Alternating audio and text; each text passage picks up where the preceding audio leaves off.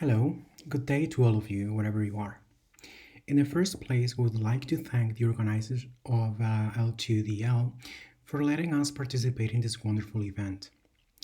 Leticia, Liudmila, and myself, Boris, are currently affiliated to different institutions in Spain and China. We met back in 2015 while conducting our respective PhD dissertations. Ever since, we've been friends and research colleagues with a common endeavor to value fan communities and practices from an applied linguistics perspective.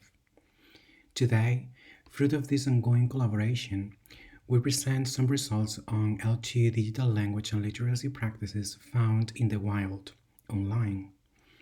We think that these activities can be transferred somehow to telecollaboration and virtual exchange projects and experiences.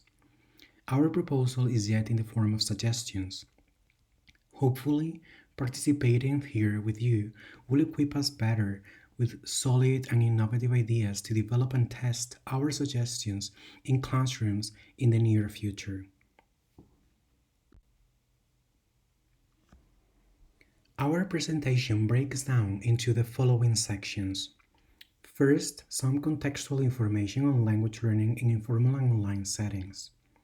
Then, some information on what we mean when we use the term fan and associated concepts. Later, a brief note on the methodological approach that connects our studies. The bulk of our presentation will be some examples of fans doing fanish activities that help them learn language in some way. Finally, some concluding remarks with reference to suggestions to bridge fan practices into formal language learning experiences, including telecollaborative and virtual exchange programs.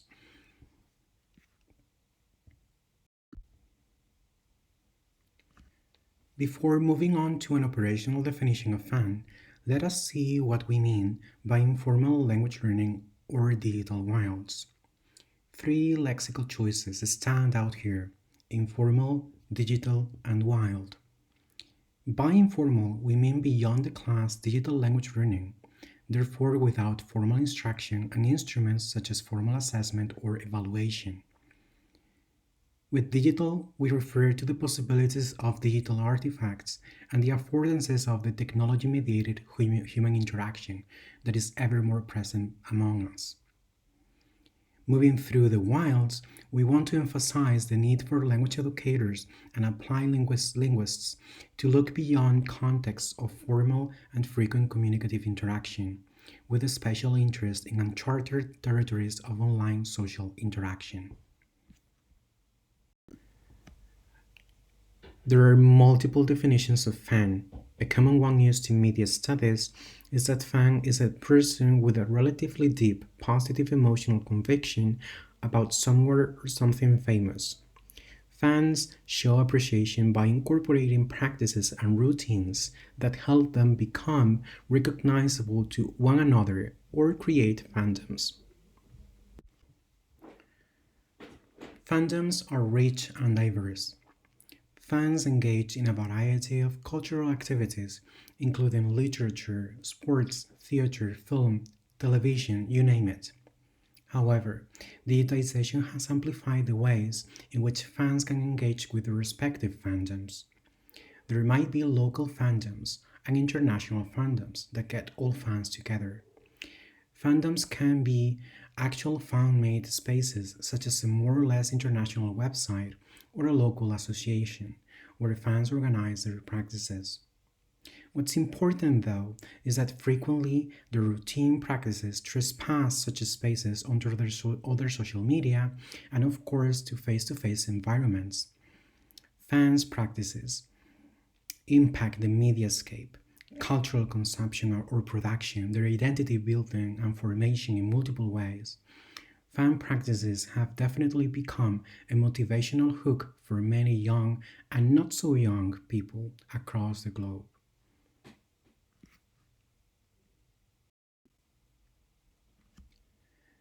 The path to being and becoming a fan is not linear, it is a progression over time. Sometimes your affinity accompanies you over a lifetime, and some other times for a period where it was meaningful and significant to you. Being a fan is not a homogeneous practice. How fans manifest their affection comes in different forms and flavors.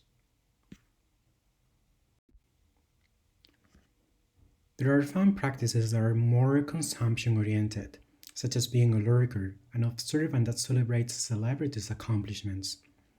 And there are fan practices that are more production oriented, such as writing fan fiction or doing cosplay, such as the girls in the picture who dressed up as Sailor Moon characters. You can see them there.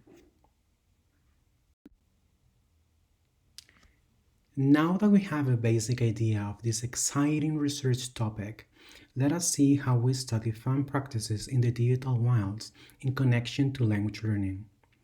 First, we depart from a sociocultural approach to language learning.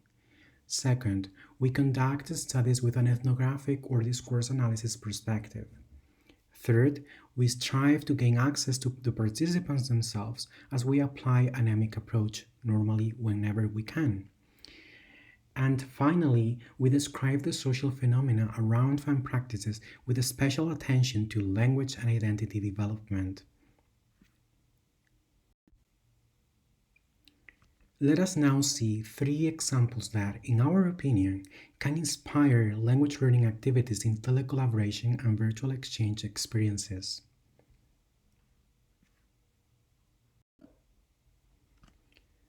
The first example is fan translation. As you can guess from the denomination, fan translation is non-professional translation made by fans and normally, yet not always, for fans. There are many types of fan translation. Possibly the most recognizable type of fan translation to you is fan subbing, or the subtitling of media and made by fans. Sometimes fan subs are frequently distributed until official translations are produced or because fan subs offer another version of subtitles that challenge official subtitles in multiple ways. In any case, fan translation is normally conducted in an interlinguistic way and normally tries to be faithful to the original text. Here we have an example, the example of a gamer named Link.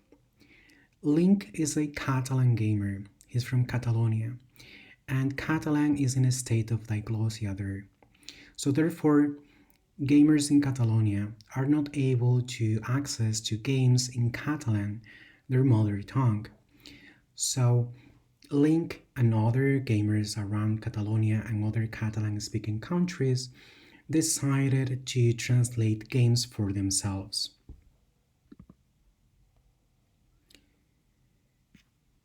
One day, when they were translating one game, Link had a doubt.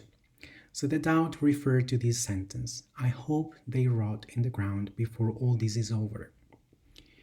So he wasn't sure of the meaning of the verb to rot.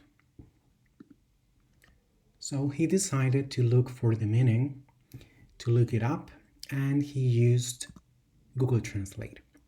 So using Google Translate from English into Catalan, he got this following sentence: Espero que s'aturin el sol abans que acabi tot això. Que acabi tot. So he got, as for the meaning of rot, he got this translation solution s'aturin. Aturar-se in Catalan means to stop, so it is not an accurate translation. However, he devised another strategy. He used Google Translate for multilingual verification. So he changed the output language into Spanish and he got the following sentence: Espero que se pudran en el suelo antes de que todo esto termine. In that case, he got pudrirse. So pudrirse is the actual accurate translation of to rot. So he got it right. That's excellent. That's a really nice example of how fan translators use language technologies in a very sophisticated and accurate manner. Now, Let's move on to a different example, the second example, where language learners appropriate digital audiovisual resources and conduct incidental language learning in a very, very unique way. Here we see a screenshot of our object of study, danmu, or palette screen as it is known in Chinese. The name came from its Japanese prototype, danmaku, and refers to the text moving across the screen from right to left. The texts are comments on the video, uploaded by grassroots users to Bilibili, a fan video sharing platform with more than 100 million users in China. Can you imagine that? So danmu comments are anonymous without any trace of authorship. The texts are recorded at the exact time point in relation to the video's timeline, so they appear at the same place every time the next viewer plays the same video. Danmu fly across the screen in only a few seconds, and there is a character limit for each comment, and users must be concise, quick to read, and quick to insert their own danmu. Danmu are multimodal and may contain several semiotic resources, such as emojis, different font colors, or positions. For example, the comments below the screen present the lyrics in Russian of Komanda, the official song of the 2018 World Cup. So, this technology originated in Japan and is now adopted in nearly all Chinese major video sharing platforms and commercial cinemas where viewers can send text comments using their mobile phone or to be displayed directly on the big screen or your computer screen. Just a curiosity here. Even online learning platforms started to adopt this commentary format to encourage student anonymous participation in class. Can you imagine that? We are going to see a brief example of danmu in language and intercultural learning.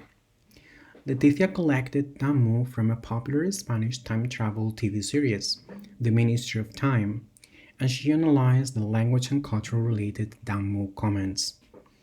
The fragment that we are displaying now deals with the Spanish vulgar language, triggered by a driver crossing the traffic.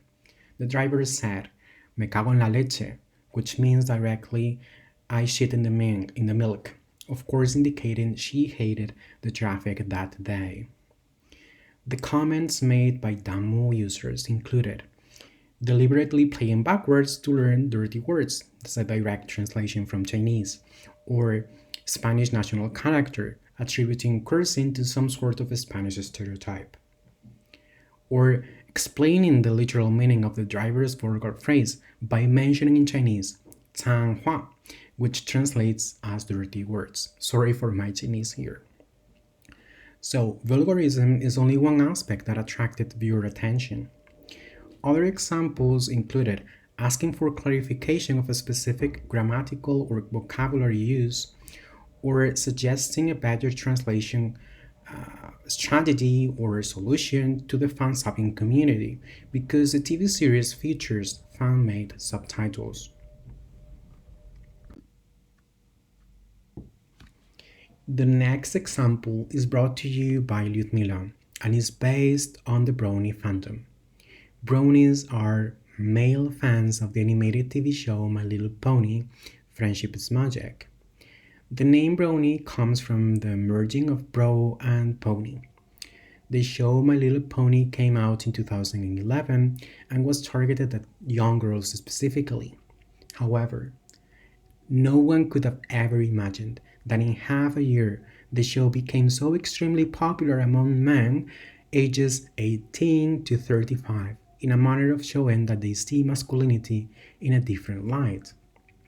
The brony fandom is a productive field to analyze transcultural communication and literacy development.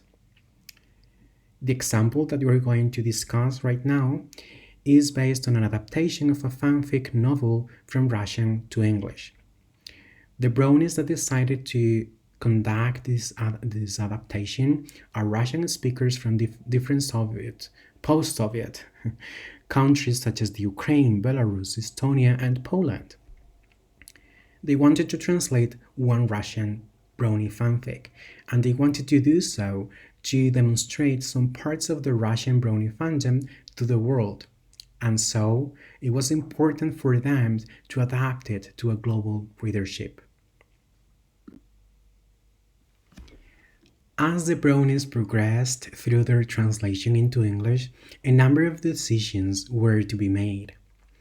The original fanfic had English-Russian translanguaging instances, such as referring to a character named Bart as grandfather or granddad in the Russian version. Here, the first brony, Bulk, proposes to adapt the name of the character to maintain the same effect in the global English-speaking readership. He uses specifically nie grandfather, nie granddad, which in Russian is not grandfather, not granddad. So, another brony in the box below counter-argues that proposal and makes a joke about that. A joke that in itself contains some translanguaging as well. On je Bart, on je fart, which means or directly translates as also Bart, also fart. This joke refers to a particular episode of The Simpsons, Fart Simpson. So, as you can see here, translanguaging, using multiple languages, multiple alphabets, intertextuality, they all come together here to play a role to convey an argument with a humorous tone. So it is not that important the translation in itself, but also the metalinguistic discussion that happens around it. Here we have more metalinguistic discussion about the translation of this literary piece.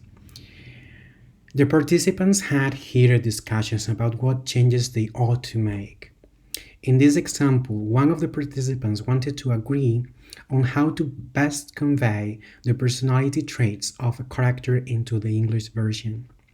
They compare Russian and English literary traditions and associated symbolic traits to personality types, such as proactive Shakespearean characters versus passive Chekhovian ladies. Or they argue that contemporary representations of culture may differ from the literary canon. They talk about how mass media in the UK ask for people to remain calm and as if nothing happened when confronted with conflicting situations such as a terrorist attack. What stands out from these discussions is that bronies are not only mediators between product and audience, but they work on their identities in the dialogues by reflecting on potential cultural differences. So, to conclude, some remarks and ideas to bring what we found out into telecollaborative and language learning projects and activities. In the first example, we've seen how focus on form, multilingual language use, and the use of different technologies can be developed through an adaptation of fan translation to respond to more pedagogical purposes. In the second example, we've seen the use of cultural context-specific platforms such as Bilibili, and how its affordances were exploited for intercultural and transsemiotic communication. The use of alternative media such as danmu may promote greater appreciation of the symbolic power of the various semiotic modes at people's disposal today. In the third example, we have seen how the adaptation of a fanfic novel can create a fruitful context for collaboration and building of transcultural identities. In multifarious ways, the previous examples combine interlinguistic and intralinguistic work, semiotic work, digital literacies, intercultural awareness, and identity development. Taking stock from our findings, here's one proposal. As we have seen, fan translation is a fruitful practice for young adults to collaborate. It could be recreated in a classroom as a space for linguistic creativity, transcultural discussion, and exploration of technological affordances. we propose to make a collaborative translation or adaptation of a fanfic to another language. Students can split into groups, search for a fanfic they are interested in, and contact the author about the possibility of translating their text to another language. That way, we have the respect of the fandom and possibly an expert voice external to the project, which is, we think, very interesting. The language combination or the fandom can be common to the multiple classes or groups participating in the telecollaborative project, with differing implications, of course, depending on the choices we make. For instance, if English as a lingua franca is the source language, then we can discuss comprehension and many related problems with the telecollaboration counterparts. If English as a lingua franca is the target language, then of course the discussion can revolve around production skills, style, and refinement in the target language. Students will have a real goal and an audience which is eagerly waiting for the translation. Before the bridging activity, language educators can show different technological affordances and uses of dictionaries and translators, as in the first example. Students can put them to practice throughout the project. After the translation is done, students can publish it and open it up for discussion through danmu, Twitter, or other commentary system that allows for the convergence of multiple semiotic modes to show appreciation for the work done in other working groups. This is of course just an idea. You can try and adapt to your students' needs and context. What remains true, we think, is that common passions about popular culture products could be excellent icebreakers in this kind of collaborative experiences. So, with this, we hope that these examples inspire language educators to try new ways of creating interlinguistic, transcultural, collaborative, and technology mediated practices in telecollaboration and beyond. Please do not hesitate to contact us if you have any question. In the meantime, if you want to know more about fandom or fan practices in relation to language learning, here's a list of recent publications by us or by authors we like. Hasta la vista, fins aviat. Sai Jen, dos vinaya.